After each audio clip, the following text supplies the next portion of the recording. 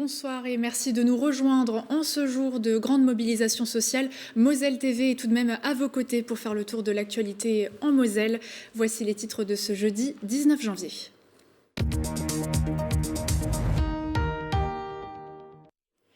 Rue des difficultés dans les transports ce matin à Metz, une matinée calme, mais qui annonçait la forte mobilisation contre la réforme des retraites à l'appel des principaux syndicats.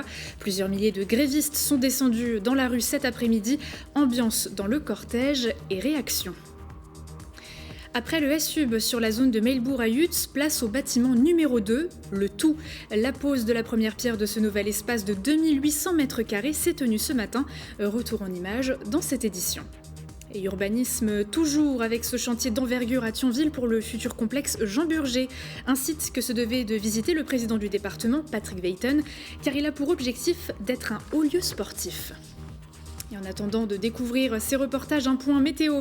Le ciel de jeudi sera sec et nuageux du matin au soir avec des températures allant de -3 à 3 degrés au cours de la journée. Et avec une période de hausse des prix de l'immobilier fin 2022, des taux de crédit plus élevés et la baisse de pouvoir d'achat des ménages, quel état des lieux peut-on faire du marché immobilier en ce début d'année en Moselle ? Eh bien, on va en parler avec notre invité du jour, Thierry Bénédic. Bonsoir. Bonsoir. Vous êtes PDG de Bénédic Immobilier. On va faire le point dans quelques minutes, le temps de développer le reste de l'actualité.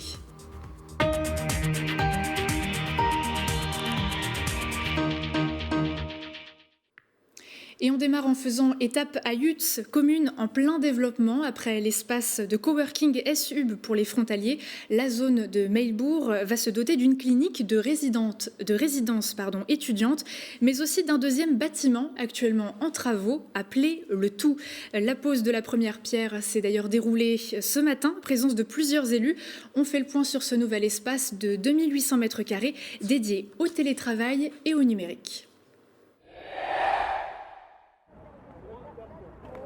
La pose de la première pierre marque le démarrage de 14 mois de travaux pour cet immeuble de 2800 m² nommé le Tout. Le Tout est un bâtiment qui aura pour vocation d'accueillir notamment des entreprises, des emplois tertiaires. Et aujourd'hui, nous avons une pré-commercialisation qui est assez élevée, à plus de 40%. Coût total des travaux, près de 3,4 millions d'euros. Composé de 5 niveaux modulables, ce bâtiment est situé juste à côté de l'espace de coworking SUB. Il s'inscrit au cœur de la zone d'activité commerciale, l'espace Meilbourg.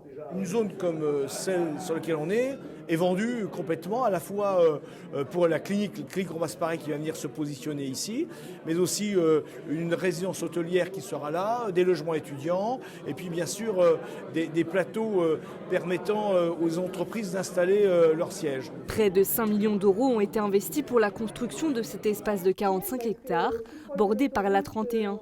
Un moyen pour la communauté de l'agglomération Porte-de-France-Thionville de renforcer son attractivité. En termes de retombées, c'est surtout par rapport au territoire où c'est important de pouvoir se positionner. Justement, on est dans le sillon lorrain, on est à quelques kilomètres du Luxembourg et d'avoir cette attractivité, de savoir que le territoire thionvillois et yussois existe, c'est quand même très important. D'avoir ce dynamisme au niveau des entreprises, on voit aussi qu'il y a tout un tas, ce regain de population qu'on a pu observer avec les derniers chiffres du recensement. Les entreprises pourront s'installer dans les nouveaux bureaux du Tout en 2024. Des travaux qui continuent également pour le futur complexe Jean Burger. C'était d'ailleurs une étape obligatoire lors de la visite de canton de Thionville du président du département, Patrick Veyten. Il a pu y découvrir un site de 4400 m² qui doit accueillir des entraînements et compétitions de clubs locaux, de scolaires, mais aussi de grands événements sportifs. Les explications d'Aymeric Guillaume. Fin 2020, l'ancien gymnase municipal et la salle Jean Burger ont disparu du paysage de Thionville. L'objectif, une rénovation totale du complexe sportif dont la reconstruction a débuté en mars 2021. Ce lieu, de 4400 m², est l'une des étapes fortes de la volonté du département de développer ses équipements afin de placer la Moselle dans une position d'attractivité d'événements sportifs. Donc on est sur un équipement prestigieux qui va donner du sens à toute l'organisation d'animation et d'événements sportifs à l'échelle départementale, puisque là où on joue à l'échelle départementale on arme le département dans une attractivité qui est nationale, voire internationale, du fait de son positionnement. Et c'est la raison pour laquelle le département a apporté une contribution importante à cet investissement. Cet immense projet a un coût, et pas des moindres, une dizaine de millions d'euros, dont 2,5 millions de la part du département au titre de Moselle Ambition. En ligne de mire, l'accueil des clubs locaux sur le plan des entraînements et des compétitions, mais aussi et surtout les Jeux Olympiques et Paralympiques de 2024. On sera centre de préparation des Jeux avec des délégations étrangères qui vont venir, qui veulent organiser aussi des événements et des compétitions avec le territoire local.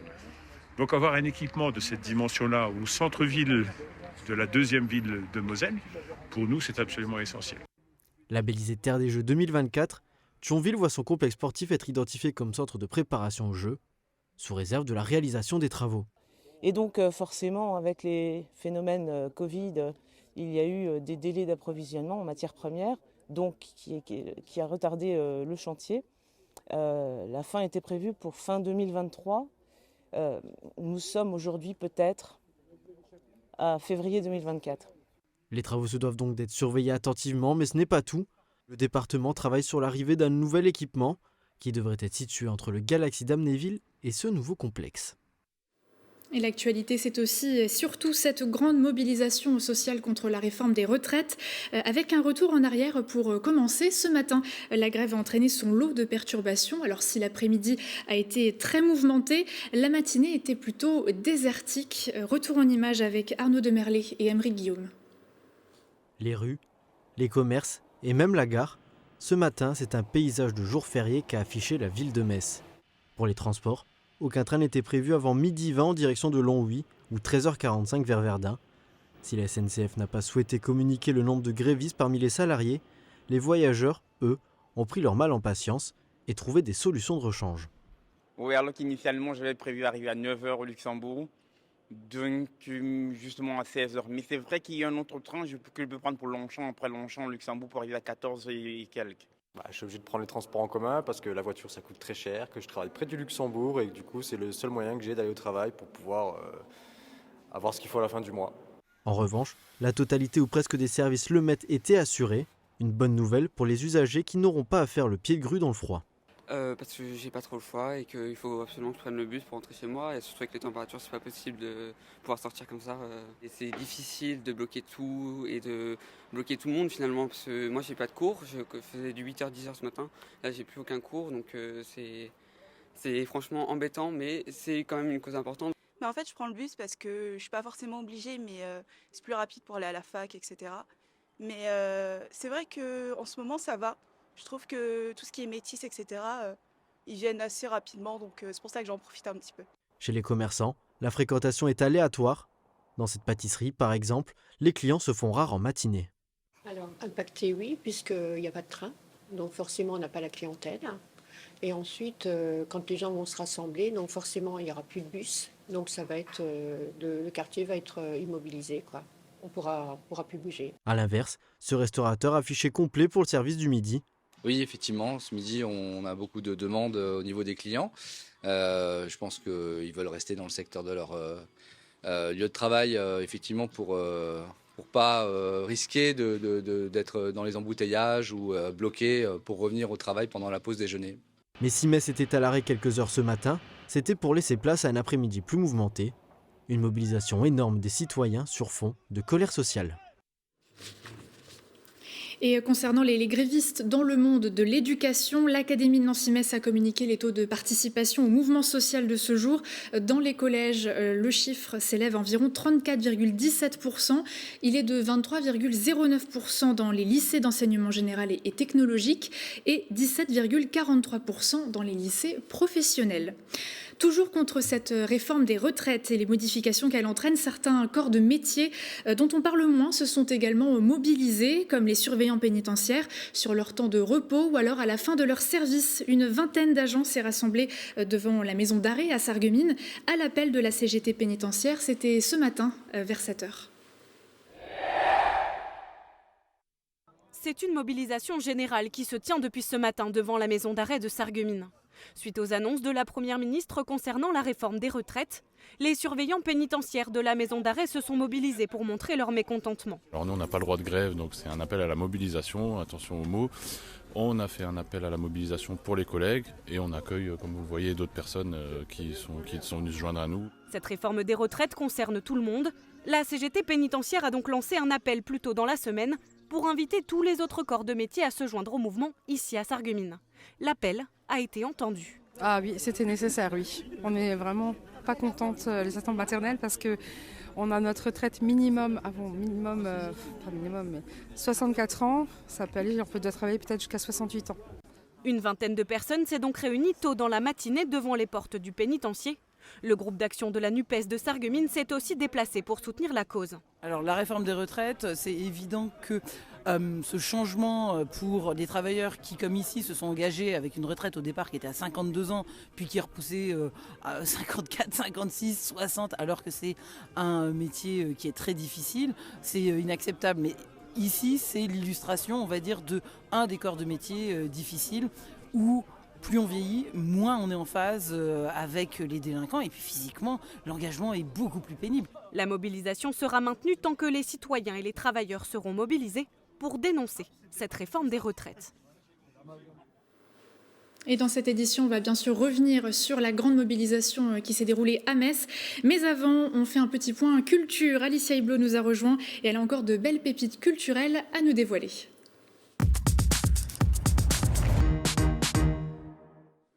Bonsoir Alicia. Bonsoir Mélanie. Alors on va démarrer cette chronique avec une très belle exposition que l'on peut découvrir en ce moment à la galerie PJ à Metz. Exactement, c'est une galerie que je vous avais déjà présentée il y a quelques temps et désormais vous pouvez en pousser les portes rue des Jardins à Metz puisque Pierre et Gisson ont déménagé dans un espace plus spacieux pour mettre en avant leurs artistes et les toiles de ces artistes en question. Ils accueillent en ce moment l'artiste Dominique Funeste qui va dévoiler des magnifiques toiles avec l'exposition À grands pas, le peintre dévoile des êtres en promenade, solitaires, en exil, parfois stables ou bien dans leurs bottes.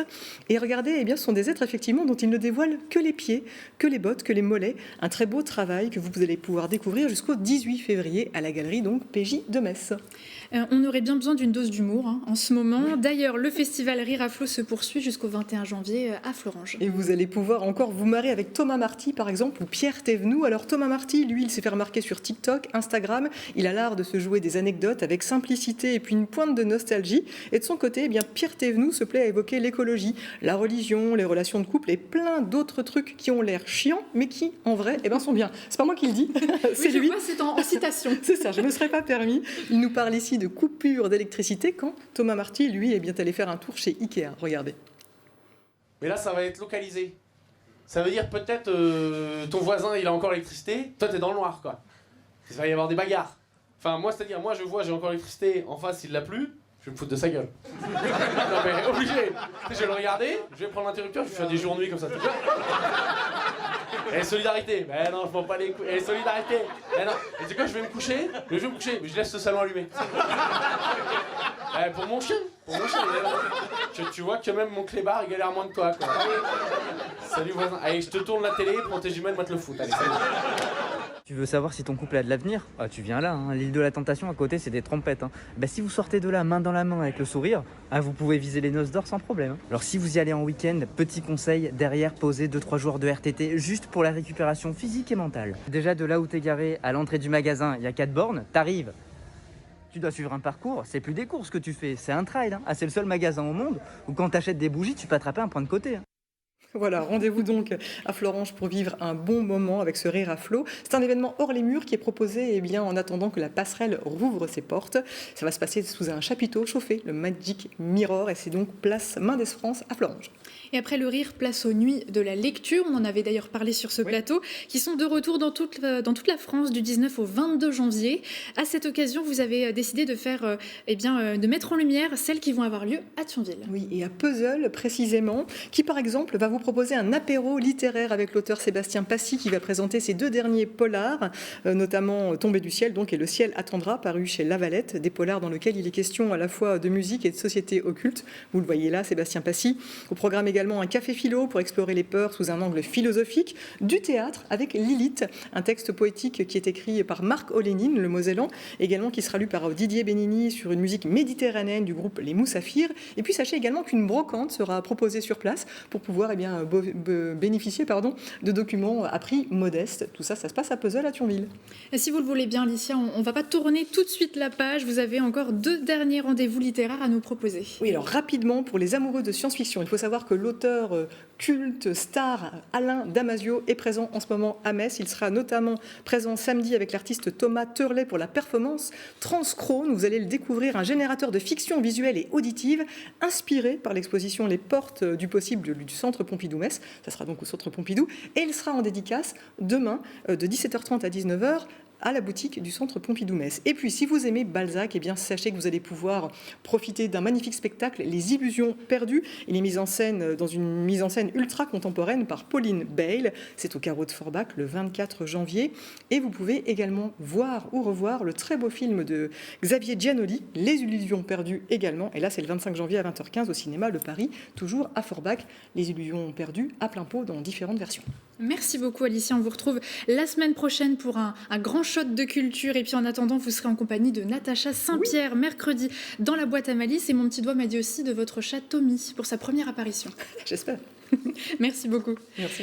Pour la suite, petit point sportif. Vous avez pu le suivre ce mercredi soir. Metz Handball a tiré la langue physiquement, a plié, mais n'a pas rompu face à Nantes. Les Dragons ont fini par faire couler les Neptunes 29-24 lors de la 12e journée de championnat grâce à un cinglant 7-1 dans le Money Time. La capitaine brésilienne Bruna de Paula a porté les siennes vers la victoire dans les moments chauds, inscrivant au total 9 réalisations. Les 2 gardiennes, Camille Depuisé puis Atadou Sako, ont également été précieuses dans les cages. La première revient d'ailleurs sur ce nouveau succès au micro d'Arnaud Demerlet. Et même nous, au final, au quotidien, je pense qu'on devrait encore un peu plus se rendre compte que ce qu'on fait tous les jours, c'est pas anodin, c'est pas rien. Et même nous, on a un peu tendance à se laisser embarquer sur les matchs, à croire que c'est la normalité ce qu'on fait, mais mettre les ingrédients pour gagner, c'est dur. Et il faut que on profite et qu'on soit contente. Et je pense qu'on peut encore continuer à progresser sur ça et ça déroulera encore plus facilement. Et place désormais pour les joueuses de Manu Mayonade au choc face à Győr en Ligue des Champions ce samedi à 18h. Et toute l'actualité de Metz Handball sera décortiquée dans un Dragon Mag événement ce vendredi à 18h30. Il n'y aura pas une, mais 2 invités. Laura Canor, l'ailière gauche de Metz Handball et l'icône du handball féminin français, Amandine Leno, championne olympique. Et puis en tennis, Hugo Humbert poursuit son beau parcours à l'Open d'Australie. Après son succès initial face à Richard Gasquet, le Messin, ici en maillot vert, a confirmé face à l'Américain Denis Kudla. Victoire en 4-7, 6-2, 6-7, 6-2, 6-4. C'est son meilleur parcours à Melbourne depuis le début de sa carrière. Et il ne compte pas s'arrêter en si bon chemin, même s'il se dresse devant lui au 3e tour le prodige danois Holger Rune, récent vainqueur du Master 1000 de Paris-Bercy. Le Scandinave a remporté les 2 premières confrontations en 2022, à chaque fois en 2-7 à Indian Wells et Bâle. Le 3e duel aura lieu samedi matin.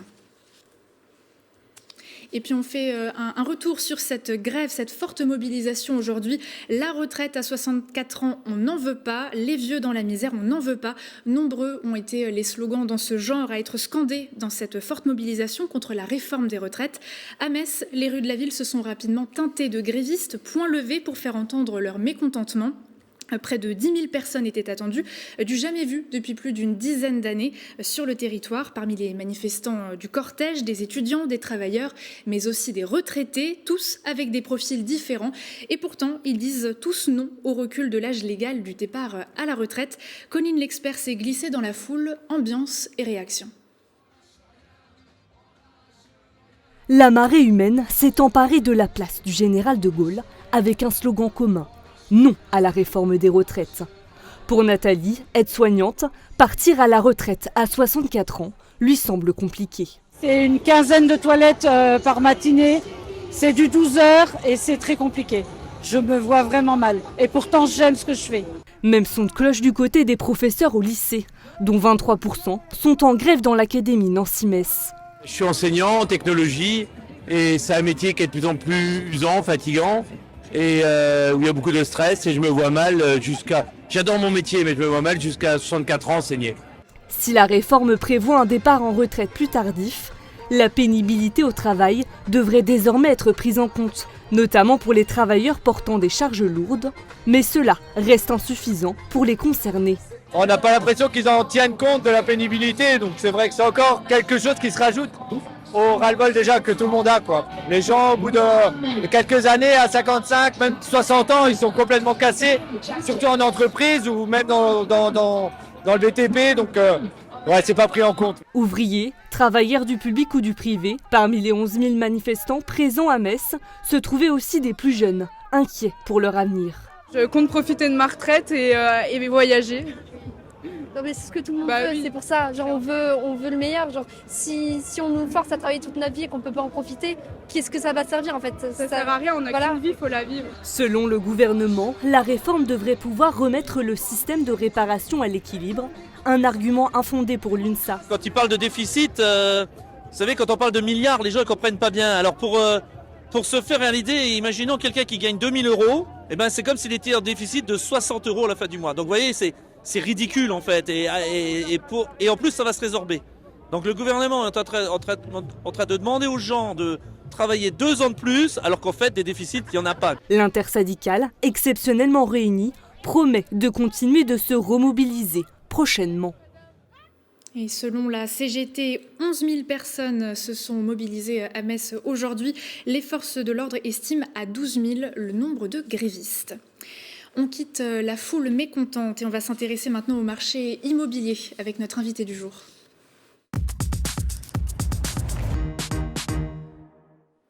Thierry Bénédicte, bonsoir. Bonsoir. Je rappelle que vous êtes PDG du cabinet Bénédicte Immobilier. Fin d'année dernière, on en avait parlé sur ce plateau, on sentait que les taux de crédit s'envolaient, que les prix sur le marché des biens immobiliers étaient également en hausse. Pour ce début d'année, quel est l'état des lieux qu'on peut faire sur notre territoire mosellan? Comment ça se passe ? Alors, effectivement, les taux d'intérêt sont une donnée importante du marché. Il y a un an, début janvier 2022, on empruntait à peu près à 1% sur 15 ans. On est maintenant un peu moins de 3%. Donc, il y a une vraie envolée des taux. On a la chance d'être sur un territoire qui est proche du Luxembourg en partie. Et donc, on a encore des attraits importants sur le nord du département. On a le marché de Metz qui est un marché différent, qui est un marché d'une grosse agglomération avec un marché qui pour l'instant se tient. On n'est plus sur des hausses de prix. Et on a un troisième marché en Moselle qui est le marché de la Moselle-Est et qui est un peu plus difficile, les prix étant plus bas, mais le nombre de refus de financement est plus important et le marché souffre un petit peu plus en Moselle-Est qu'en Moselle-Nord. Alors paradoxalement, est-ce que ces hausses ont freiné les demandes ou alors il y a eu plus de négociations peut-être ? Alors on peut vous répondre à cette question par les deux. Il y a à la fois moins de demandeurs et d'acquéreurs. La part de primo-accédants a chuté. On était quasiment à une vente sur 2 qui était vendue à un primo-accédant. On est maintenant à moins d'un tiers. Donc il y a vraiment des gens qui sont sortis du marché. Donc ça renforce un peu le pouvoir de négociation des acquéreurs. Et les gens et les acquéreurs qui ont soit un apport important, soit carrément pas d'apport du tout et qui financent uniquement sur leur denier, retrouvent un pouvoir de négociation qu'ils avaient perdu les 3-4 dernières années. Et donc on retrouve des négociations et des baisses de prix. Donc il y a un changement peut-être aussi de profil. Est-ce qu'il y a un attrait en particulier ? Les gens vont peut-être plus vers des maisons, vers des appartements ? Alors là-dessus, on peut sortir tout ce qui est passoire énergétique et les biens qui sont en DPE, G ou F, où là vraiment, avec tout ce qu'on a entendu dans les médias, les gens cassent vraiment les prix sur ces produits-là. Le reste, on a toujours une demande forte autour des grandes villes sur les maisons avec un jardin, sur les appartements en ville, que ça soit à Metz ou à Thionville. La typologie n'a pas changé, mais clairement, le fait que les taux ont monté a diminué le pouvoir d'achat des acquéreurs. Alors, si on cible un petit peu Metz, vous l'avez effleuré au début de cet entretien, quelles sont les tendances ? Est-ce que c'est un territoire en pleine santé et pourquoi ? Alors, à la fois à Metz, on profite de l'attrait du Luxembourg, où il y a, même si ce n'est pas comme à Thionville, mais un nombre important d'actifs dont au moins un des deux du couple travaille à Luxembourg. Et on est sur un marché qui... alors, les prix... commence un petit peu à décrocher, mais de façon assez différente en fonction des quartiers. Il y a toujours une demande soutenue. Vous voyez, j'ai été interrogé plusieurs fois avant le début de l'émission, justement, si on n'avait pas une maison à vendre dans certains quartiers de Metz. Donc il y a toujours une demande sur des produits, mais clairement, comme je vous le disais tout à l'heure, il y a beaucoup moins de primo-accédants. Les prix, pas les prix, mais les taux ayant tellement augmenté, ça sort du marché un nombre important de gens. Et puis, vous l'avez dit, il y a des quartiers plus attractifs que d'autres. Un quartier plus attractif, peut-être les Hauts-de-Queuleux, alors que Borny peut-être souffre d'un déficit d'image. Exactement. Et au sein de ça, il y a aussi les typologies d'immeubles. Un immeuble des années 70 qui va avoir un DPE mauvais va être beaucoup plus décoté, aura beaucoup plus de mal à être vendu qu'un immeuble des années 30 ou début du siècle et quartier-gare que dans les ponts. Il faut souligner qu'il y a l'arrivée des Parisiens très intéressés par nos prix. Et puis, il y a la liaison avec le TGV qui facilite aussi les déplacements. Tout à fait. Ce qui était anecdotique il y a encore 3-4 ans a été accéléré après le Covid. Et on trouve effectivement des gens, mais que ce soit même des gens qui habitaient à Luxembourg ou à Paris. C'est pas que Paris. Et qui, avec le télétravail...